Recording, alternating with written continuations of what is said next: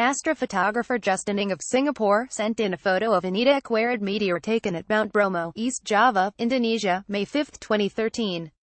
Credit Justin Ng. Editors note the 2017 Eta Aquarid meteor shower will peak before dawn on May 6 across the United States. The best time to look for the Eta Aquarids will therefore be overnight on Friday, May 5, and early Saturday morning.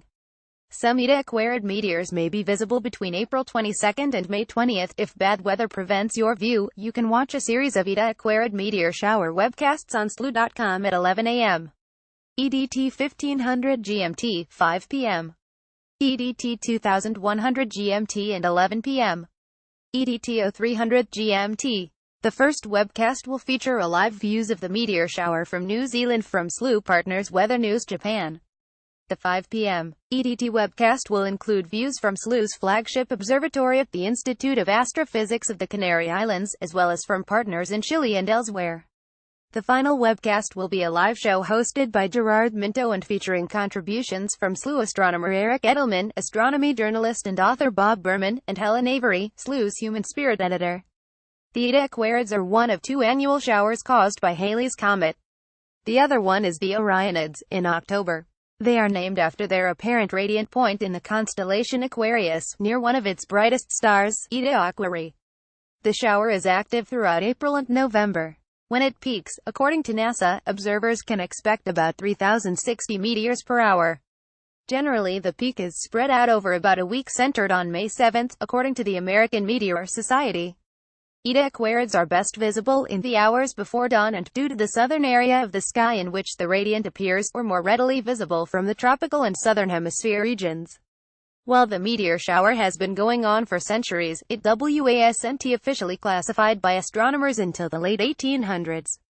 American astronomer Hubert Anson Newton read into older showers, and among his findings discovered a series that took place around April 28-30. His research indicated accounts taking place in the years 401, 839, 927, 934 and 1009, according to astronomer Gary Cronk. The discovery of the shower took place in 1870, based on a report by G. L. Tupman, who was reportedly a member of the Italian Meteoric Association, and was confirmed the following year. In 1876, British astronomer Alexander Stewart Herschel then noticed a link between the shower and a comet, Cronk added. He conducted a mathematical survey to find which comets were most apt to produce meteor showers, Cronk wrote. Comet Halley was found to be closest to Earth on May 4, at which time the radiant was in Aquarius.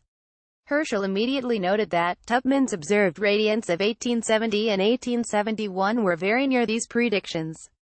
Early observations of the shower were hampered because it was in the southern hemisphere, where few meteor observers were based, but by the 1920s more frequent accounts occurred. In more recent years, Cronk added, northern and southern observers have seen a significant difference in meteors around that radiant. The southern hemisphere sees more because Aquarius is much higher above the horizon. Halley's Comet Legacy photos of Eta Aquarid meteor shower. Astrophotographer Justin Ng of Singapore sent in a photo of an Eta Aquarid meteor taken at Mount Bromo, East Java, Indonesia, May 5, 2013. Credit Justin Ng. Skywatchers can expect the best show possible if they go outside around 2 a.m. or 3 a.m. and gaze somewhat away from the radiant in the constellation Aquarius. Looking away from where the shower is centered shows longer trails of meteors. A typical Aquarid moves at about 44 miles 66 kilometers per second, according to NASA. Aquarius can be observed from these coordinates: right ascension 23 hours, declination 15 degrees, latitudes between 65 and 90 degrees for most observers. The Eta Aquarids are only visible during the last couple hours before the start of morning twilight, stated the American Meteor Society. The reason for this is that the radiant is situated approximately 60 degrees west of the sun. Therefore, it rises before the sun in the morning hours.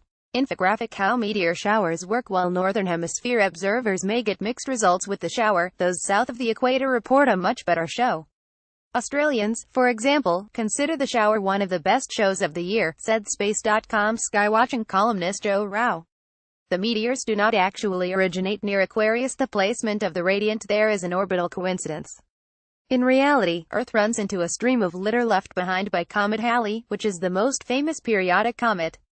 Reports of Halley's Comet date back to at least 273 BC, according to NASA's Jet Propulsion Laboratory. It also arrived in 43 BC, 1 year after Julius Caesar was assassinated in Rome. The comet is featured in the Bayeux Tapestry, a chronicle of the Norman conquest of England in 1066. The comet was first pegged as a periodic one, a comet that visits the inner solar system again and again, in 1705. Astronomer Edmund Halley's calculations showed that 3 comets sighted in 1531, 1607 and 1682 followed very similar trajectories. He predicted the comet would come again in 1759. Halley did not live to see the comet's reappearance, but it came on schedule as he had predicted.